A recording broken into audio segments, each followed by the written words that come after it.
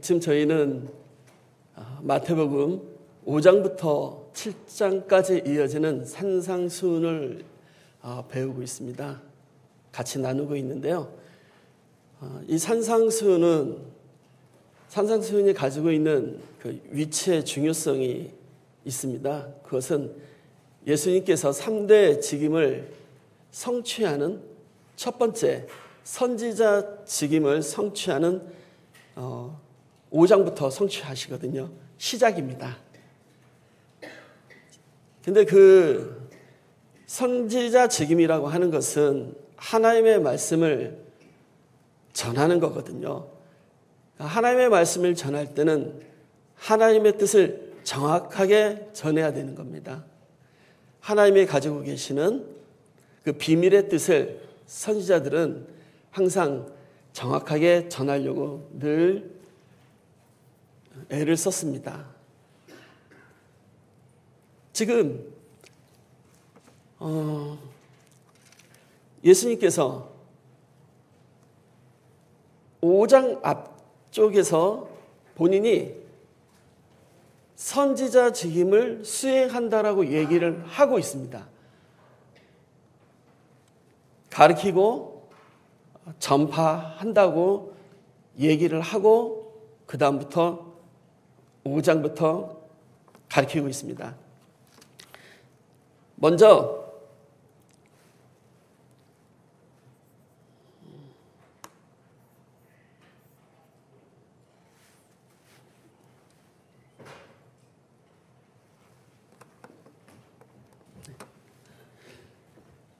예수님께서 일성을 하시고 그 다음에 말씀을 가리키는데 그 예수님의 일성이 바로 회개하라 천국이 가까이 왔다라는 것입니다. 예수님의 이 말씀은 계시록까지 쭉 이어지고 있습니다. 계속해서 회개하라 천국이 가까이 왔다라는 말부터 시작해서 계시록까지 다 끝을 맺고 있습니다.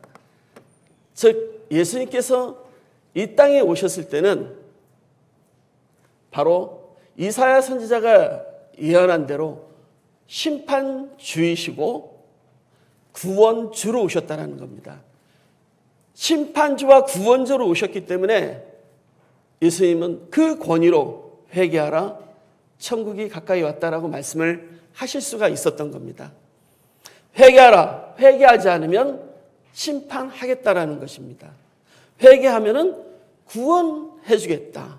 하나님 나라를 주겠다. 이런 뜻입니다.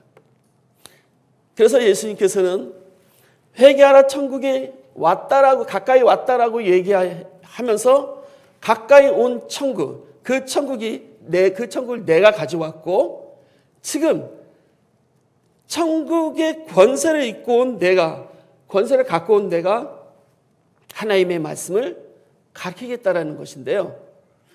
그래서 산상수훈은 철저하게 하나님의 뜻을, 하나님의 말씀에 감추어진 뜻을 풀어서 예수님께서 가르치는 것이 산상수훈입니다. 산상수훈은 먼저 모세의 말씀을, 모세하고 맺은 율법을 예수님께서 풀어서 설명을 해 주시는데요. 이것도 극적으로 모세의 위치를 예수님께서 그대로 가져오십니다. 즉 모세는 대표적인 이스라엘 나라의 선지자였습니다. 그 선지자, 참 선지자로 오신 예수 그리스도가 그 모세의 선지직을 가지고 오신 거죠. 그리고 모세가 하나님의 말씀을 받을 때 신의 산에 올라갑니다. 신의 산에 올라가서 하나님의 말씀을 받게 되죠. 예수님도 마찬가지로 나지막한 산에 올라가십니다. 그리고 말씀을 가르치십니다. 그 첫 말씀 가르친 것이 팔복이죠. 즉 팔복은 새로운 복, 예수님이 가지고 오는 복, 지금까지 이스라엘 백성들이 계속해서 하나님 나라의 그 복을 가지고 소망하고 열망을 했는데 이제 그 하나님 나라의 복을 예수님께서 실체적인 그 하나님 나라 복을 풀어서 알려주십니다. 그런데 모세 시대 때는 모세 율법을 지켜야지만 하나님 나라 복을 얻는다라고 그랬어요. 그렇기 때문에 모세 율법을 외형적으로 지키고 있었던 것이죠. 근데 그 지켰던 것이 점점 나라가 갈라지고 쇠퇴해지고 포로로 끌려갔다 오면서 점점 지켜지지 못하게 되었습니다. 나중에는 아예 성전이며 성전도 다 파괴가 됐죠. 다시 재건축한 거고요. 왕도 맥이 다 끝났죠. 혈통으로는 가고 있었지만은 왕의 맥락은 끊겼습니다. 또 제사도 마찬가지입니다. 제사도 엉망으로 드리게 됐죠. 특히 말라기 같은 경우는 성전문을 차라리 닫았으면 좋겠다고 할 정도로 제사를 엉터리로 드리게 되었습니다. 즉 외형적으로 지켜야 될 그 율법도 지키지 못하게 된 거죠. 그렇다면 이스라엘 나라가 다 끝장이 난 거냐? 하나님 나라의 복을 받지 못하는 것인가? 그렇지는 않다라는 거죠. 아담에게 맺은 한 번 맺은 하나님 나라 언약의 복은 어떤 시대를 불문하고 어떤 어려움이 있음에도 불문하고 계속해서 이어졌고 400년간의 하나님의 말씀이 없었던 그 시대, 오로지 하나님께서만 역사하셨던 그 시대가 맞춰지고 다시 마태복음에서 예수님께서 성전으로 오시고 제사장으로 오시고 제물로 오심으로 이스라엘 백성들이 하지 못했던, 드리지 못했던, 외형적으로 율법을 지키지 못했던 모든 것들에 있어서 예수님이 온전히 다 지켜주심으로 본인이 제물 대심으로 드리심으로 하나님 나라의 복을 완전케 하시는 것입니다. 그런데 선지자들을, 이스라엘 나라의 선지자들은 나라가 어려울 때마다 항상 이렇게 외쳤어요. 율법을 지켜라. 악의 길에서 돌아와라. 이방 나라를 의존하지 말라. 그리고 새날이 올 것이다. 새하늘과 새 땅을 줄 것이다. 계속해서 새로운 나라, 새하늘, 새 땅이 올 것이라는 것을 늘 선지자들이 예언을 하고 백성들을 가르쳤습니다. 그 선지자들이 결국은 예수님이 말씀하셨던 회개하라, 율법을 지켜라, 돌아와라, 그리고 하나님 나라가 온다, 회개하라, 결국 그 나라가 온다, 이 말을 선지자들이 계속해서 반복적으로 하고 있었다는 겁니다. 이사야 선지자도 얘기를 했고요. 여호와께 돌아오라 이렇게 얘기를 합니다. 그리고 보라 내가 새하늘과 새 땅을 창조하나니 하나님의 말씀을 대언하고 있는 거거든요. 예레미야 선지자도 마찬가지입니다. 배역한 이스라엘아 돌아오라 라고 외치고 있습니다.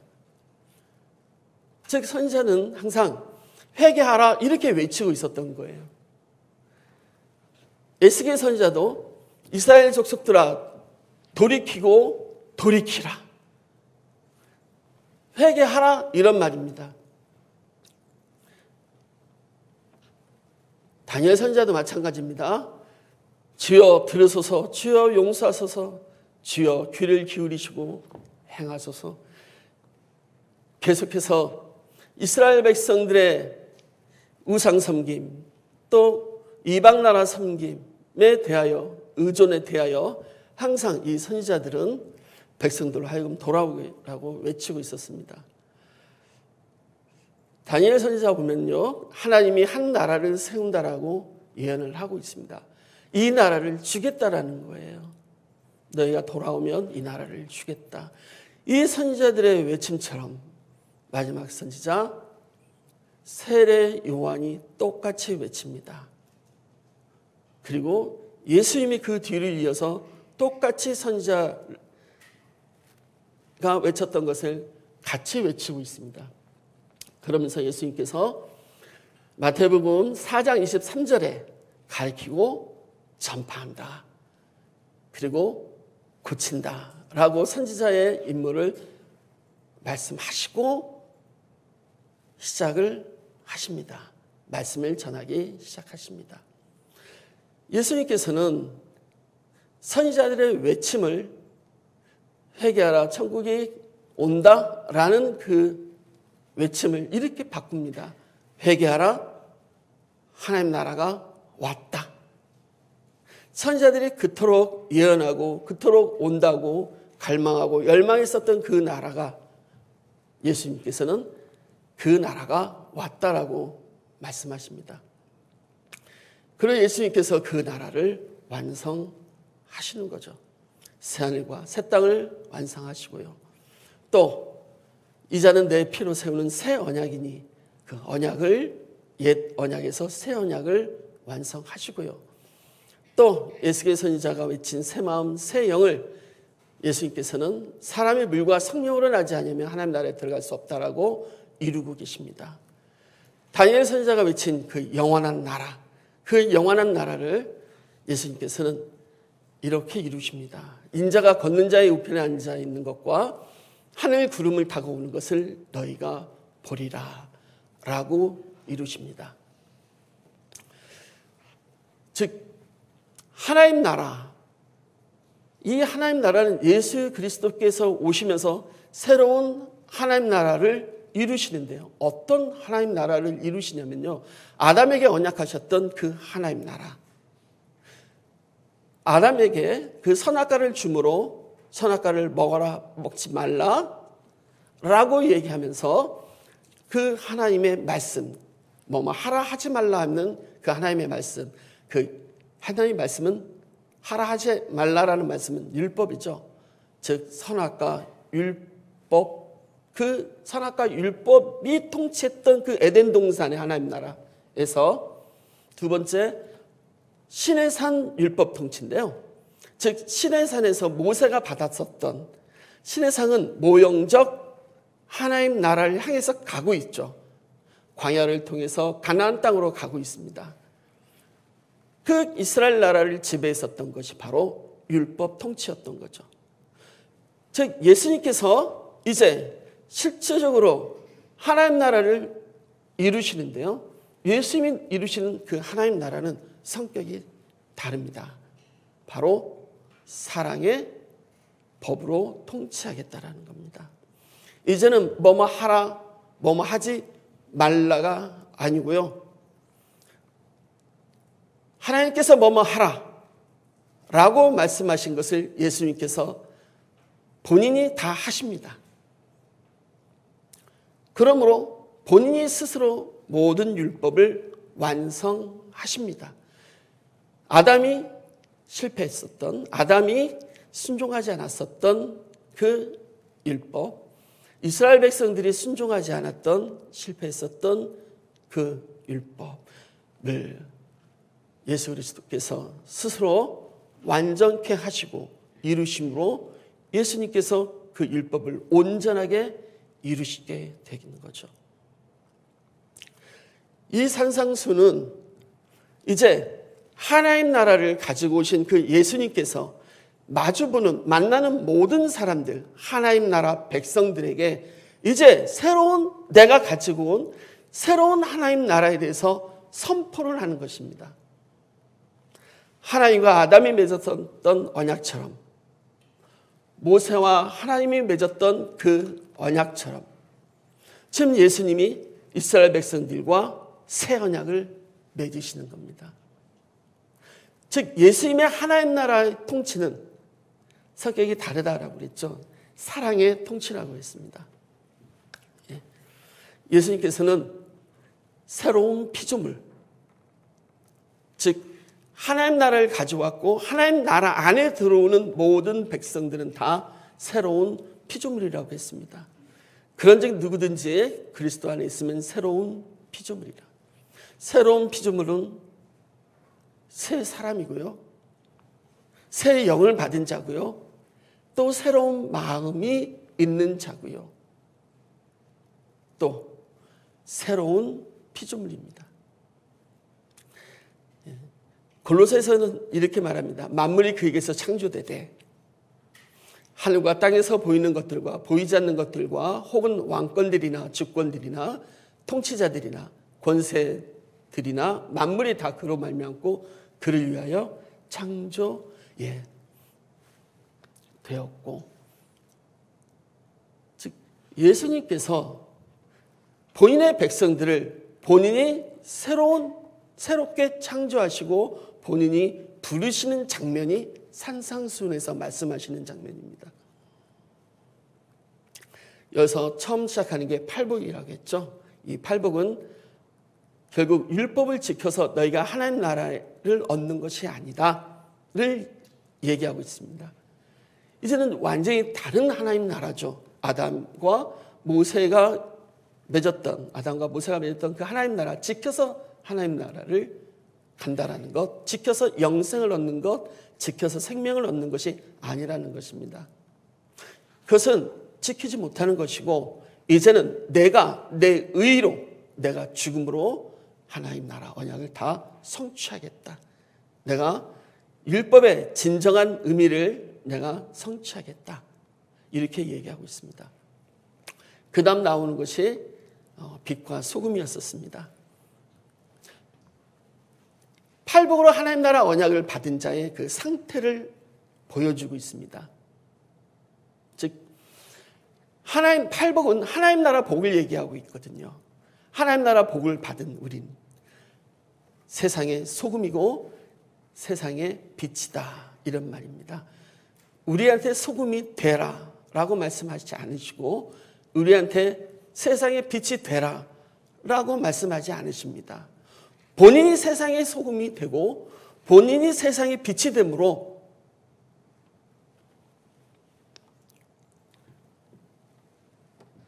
본인이 하나님 나라를 가지고 온 하나님 나라의 왕이라는 것을 스스로 말씀해 주고 계십니다.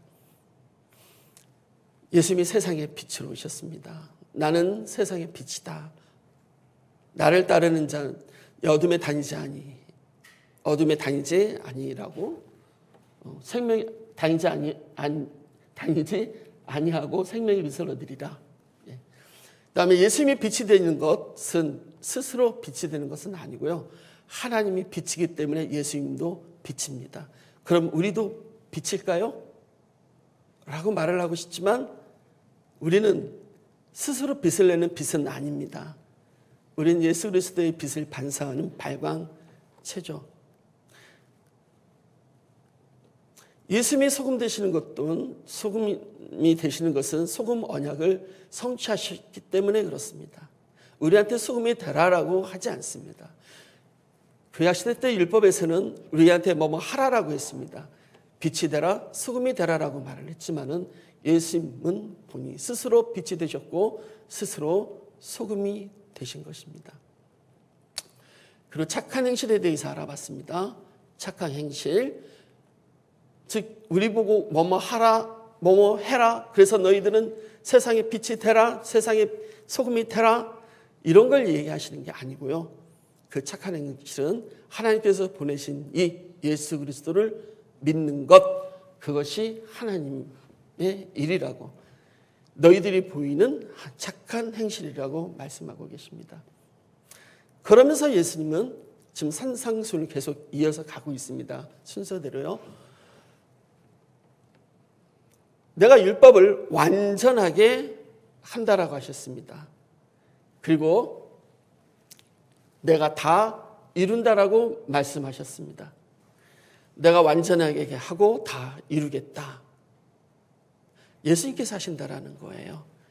이제는 완전히 성격이 다르다라는 것을 확인할 수가 있죠. 우리 보고 뭐뭐 하라가 절대로 아니라는 겁니다. 내가 율법을 완전하게 하고 내가 율법을 다 이루겠다. 다 이루겠다, 다 이루리라가 산상수훈에 나오는 예수님의 말씀이지만 요한복음에 가서는 내가 다 이루었다라고 합니다. 이루리라, 이루었다. 이 사이는 3년의 차이가 있겠죠. 그 3년의 그 공생의 기간에 예수님께서 어떤 걸 이루셨는가? 율법의 온전한 의미를 이루셨다고 하는데 어떤 걸 이루셨는가? 지난 시간에 했던 걸 빨리 한번 보도록 하겠습니다. 통치 질서를 이루셨다라는 겁니다. 즉 율법으로 통치했던 것을 이제는 지켜야 되는 율법으로 통치했다라면 지금은 사랑의 통치로 통치 질서를 바꿨다라는 것이죠.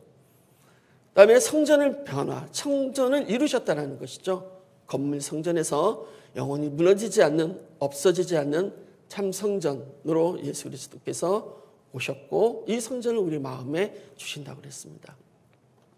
그리고 제물을 즉 그 제물을 하나님 앞에 드리는 온전한 제물로 바꾸셨습니다. 동물 제사가 예수님 몸의 제사로 단번에 바뀌게 되었습니다. 그래서 영원한 제사를 드릴 수가 있게 되었죠. 그리고 거룩함에 변합니다. 율법을 지켜서 율법의 의로 거룩한 백성이 되어야만 했는데 될 수가 없죠. 그래서 예수님의 의로 거룩하게 바뀌게 됩니다. 그다음에 제사장의 변화가 있죠. 흠 많은 제사장에서 흠없는 제사장으로 예수님께서 완성해 주십니다. 레위지파에서 멜기세덱 반차를 따라서 예수님이 영원한 대제사장의 됨으로 이루어 주시고 제사장 질서를 변화시킵니다. 율법의 완성인데요. 율법의 완성은 하나님 사랑, 이웃 사랑입니다. 참 간단한 것 같은데요. 들어가고 보면은 너무너무 어렵고 힘든 겁니다. 이룰 수가 없는 거예요. 하나님과 이웃을 어떻게 자기 몸보다 더 귀히 여기고 자기 몸처럼 사랑하겠습니까? 우리 죄 많은 인간이. 그래서 예수님께서 본인이 죽으심으로 하나님의 순종하고 우리 인간의 죄를 사해 줌으로 하나님 사랑, 이웃 사랑을 다 이루셨습니다. 그리고 구원을 완성해 주셨습니다. 율법으로는 한 명도 의인이 없다고 그랬습니다. 그러나 예수님의 의로 우리가 모두가 다 의인이 되는 것이죠. 그 다음 이 법입니다. 죄와 사망의 법이 율법을 통하여 죄와 사망의 법이 그 율법을 다스렸는데 이제는 생명과 성령의 법으로 바뀌게 됩니다. 죄의 결과는 사망이었지만은 이제 예수 안에서는 영생을 얻게 되는 것이죠.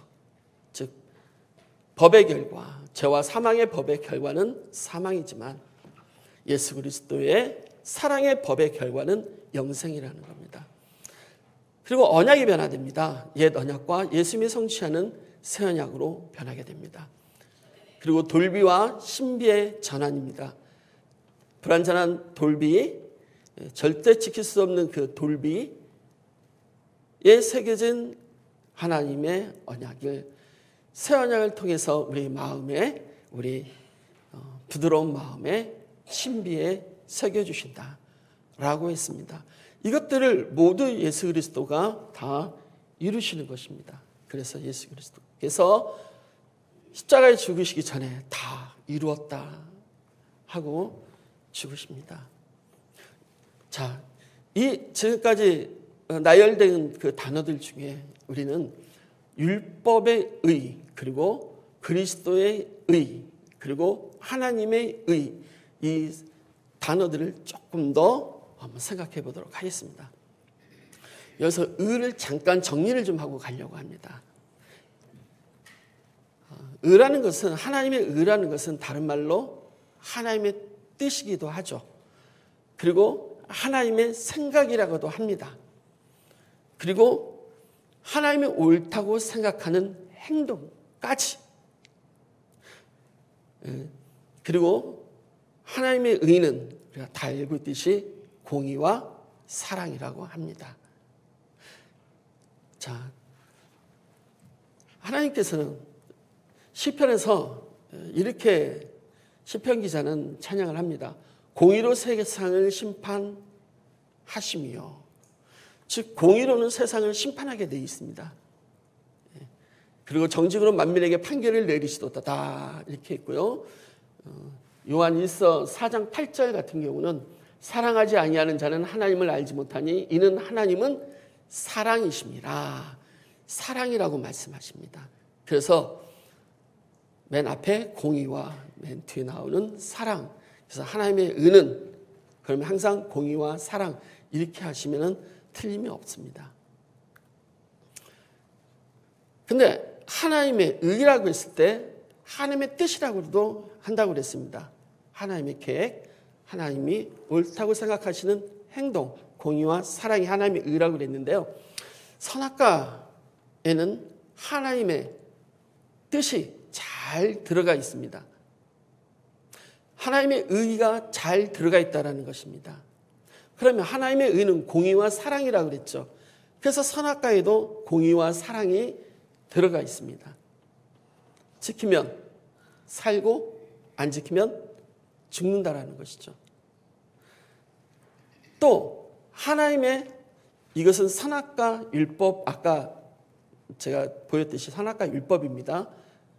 자, 그러면 또 하나가 하나님의 의가 잘 들어가 있는 것이 있어요. 하나님의 뜻이 잘 들어가 있는 게 있어요. 선악과 율법 말고 어디에 하나님의 뜻, 하나님의 의, 하나님의 공의와 사랑이 어디에 잘 들어가 있을까요? 바로 모세율법이에요. 선악과 율법에도 하나님의 뜻이 들어가 있고 모세율법에도 하나님의 뜻, 하나님의 공의와 사랑이 다 들어가 있습니다. 지키면 살고 안 지키면 죽는다라는 거예요. 지키면 복, 안 지키면 저주가 되는 거죠.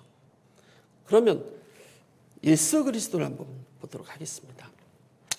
예수 그리스도는 하나님의 아들로서 하나님의 아들은 아버지의 뜻과 의도, 계획과 모든 것을 가장 잘 아는 것이 아들입니다. 즉 하나님의 공의와 예수 그리스도는 하나님의 공의와 하나님의 사랑의 결정체가 됩니다. 성경에서 말하고 있는 모든 것, 모세가 율법에 기록하였고 여러 선자가 기록한 것, 그것이 누구라고요? 예수님이라고요. 성경에는 하나님의 공의와 사랑이 나타나 있고 성경 전체가 하나님의 언약이고 그것이 기록한 것 누구를 향해서 기록하고 있다? 예수 그리스도를 향해서 기록하고 있다는 것이죠. 그래서 예수 그리스도는 하나님의 뜻과 하나님의 의, 하나님의 공의의 결정체라고 하는 것입니다. 또 모세율법과 선지자의 글과 시편에 나를 가리켜 기록된 거라고 예수님께서 말씀하십니다. 모든 성경의 언약이 다 예수 그리스도를 가리키고 있고 그 언약 속에 들어있는 하나님의 뜻과 의, 공의, 정의 모두가 다 예수 그리스도 안에 들어가 있다는 것이죠. 이 성경이 곧 내게 대하여 증언하는 것이다. 자, 그렇다면 하나님의 의는 앞쪽에서 쭉 얘기했었던 겁니다. 하나님의 의는 뭐라고 그랬습니까? 공의와 사랑이라고 그랬습니다. 그렇다면 예수님의 의는 무엇인가? 예수님의 의는 하나님의 의를 그대로 가지고 온다고 그랬죠. 아버지의 의를 그대로 가지고 온다고 그랬어요. 아까 공의의 결과가 공의로 하나님께서 무엇을 하신다고 그랬죠? 심판한다고 그랬죠. 그래서 예수님의 의는 심판과 심판의 반대가 구원이 되겠죠. 하나님의 의, 공의와 사랑이라고 할 때 공의의 반대가 사랑이죠. 그럼 예수 그리스도의 의, 심판의 반대는 구원이 되겠죠. 율법에도 하나님의 의가 나타나 있죠. 하나님의 의가 있습니다. 안 지키면 율법을 안 지키면 저주, 지키면 복을 주겠다라는 겁니다. 우리는 모두 죄인이에요. 우리는 모두 죄인이기 때문에 저주받고 심판받아서 다 죽어야 됩니다. 그런데 예수님이 우리가 심판받고 저주를 받아서 죽어야 되는데 예수님이 심판받고 저주받아서 십자가에서 죽으십니다. 그리고 우리를 구원하십니다. 저주받고 죽으시고 우리를 구원하십니다. 예수님이 저주받고 심판받고 그러나 우리를 구원하십니다. 가로를 한번 보도록 하겠습니다. 하나님의 의, 공의와 사랑은 예수 그리스도께서 그대로 가져오십니다. 공의의 결과 심판, 사랑의 결과 구원을 가지고 오십니다. 이것은 이사야 선지자가 예언한 겁니다. 심판주, 구속주로 오신다라는 그대로 예수님께서 가져오시는 겁니다. 율법에도 하나님의 의가 있죠. 그러면 하나님의 의라는 것은 율법에도 공의와 사랑이 있고 율법에 심판과 구원이 있다는 것이죠. 안 지키면 저주, 지키면 복. 우리가 모두 죄인입니다. 우리가 심판받고 저주받고 죽어야 됩니다. 그러나 우리를 예수 그리스도의 의, 심판과 구원의 의 중에 그 구원의 의로 우리를 살려주시는 것이죠. 여기까지 그 의에 대해서 좀 정리를 했습니다. 이 의가 뒤에 가서 굉장히 중요한 개념으로 계속 나오고 있거든요. 항상 우리 머릿속에는 공의와 사랑, 하나님의 의는 공의와 사랑, 예수 그리스도의 의는 공의 대신 심판, 사랑 대신 구원, 두 개를 꼭 알고 계시기 바라고요. 오늘 같이 나가야 될, 같이 나누어야 될 성경은 나는 너희에게 이르노니. 그래서 마태복음 5장 21절부터 48절 5장 전체 마지막까지입니다. 예수님께서는 나는 너희에게 이르노니 이 말씀은 특별히 총 6개로 구성되어 있습니다. 6개가 나옵니다.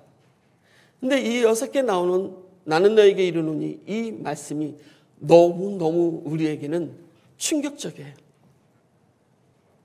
그냥 말씀이 아니고 새로운 하나님 나라, 우리를 새로운 피조물로서 새롭게 창조하시고 우리에게 주시는 구약 사람들에게 율법을 지키려고 해서 주는 구원을 얻겠다라는 그들에게 주는 말씀이 아니고 지금 우리에게 주는 말씀이에요. 너무나 성격이 달라요. 그래서 하나하나가 너무너무 충격적입니다.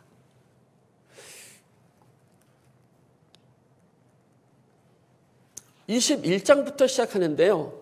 21절부터 시작하는데 20절에 이렇게 나옵니다. 20절에 팔복 끝나고 빛과 소금이 끝나고 이렇게 20절에 나오는 부분이에요. 내가 너에게 이르노니 너희 의가 서기관과 바리새인보다 더 낫지 못하면 결코 천국에 들어가지 못하리라. 이렇게 말씀을 맺으시고 내가 너에게 이르노니 이렇게 시작이 됩니다. 여기 20절에도 내가 너에게 이르노니라는 말이 있어요. 이것은 뒤에 나오는 거에 대한 앞부분의 서론 부분이에요. 그래서 이 부분은 항상 뺍니다. 이 부분은 서론 부분이라서 빼고 뒤에 나오는 6개를 6개가 굉장히 우리에게 충격적입니다. 물론 이것도 충격적입니다. 제자들에게 이렇게 말을 하고 있어요. 너희 의가 서기관과 바리새인보다 더 뛰어나야 된다. 너희 의가 서기관과 바리새인보다 더 뛰어난다라는 말은 정말 있을 수가 없는 말이에요. 서기관과 바리새인들이 가지고 있는 그들의 겉으로 드러나는 그 의는 감히 제자들이 쫓아갈 수가 없어요. 할 수가 없는 것들이에요. 일주일에 2번 금식하고 있었어요. 그들은. 한 번만 해도 되는데 2번씩 금식하고 있었고요. 그들은 늘 대중들을 향하여 큰 소리로 기도하고 있었어요. 그들은 늘 대중들을 향하여 수많은 사람들에게 구제를 하고 있었어요. 도와주고 있었어요. 아니, 그들의 의를 어떻게 쫓아갑니까? 그런데 이렇게 말씀하고 계시는 거예요. 그 서기관과 바리새인보다 너희가 더 낫지 않으면, 너희 의가 더 높지 않으면 결코 천국에 들어가지 못한다. 이렇게 얘기하고 있어요. 제자들이 정말 이 말을 들었을 때 너무너무 놀라지 않았을까요? 도대체 제자들은 그랬을 것 같아요. 도대체 예수님께서 지금까지 들은 팔복과 빛과 소금만 돼도 엄청난 충격인데 도대체 어디까지 우리에게 충격을 주시고 도대체 우리에게 무엇을 기대하시는가? 우리가 도대체 어디까지 낮아져야 되는가? 라는 생각을 가질 수밖에 없겠죠. 도대체 그 뒤에 예수님께서 어떤 말을 하실까? 도저히 쫓아갈 수 없는 바리새인과 서기관들을 도저히 넘을 수 없는 그들에게 그들의 의보다 더 나아야 된다라고 얘기하고 있습니다.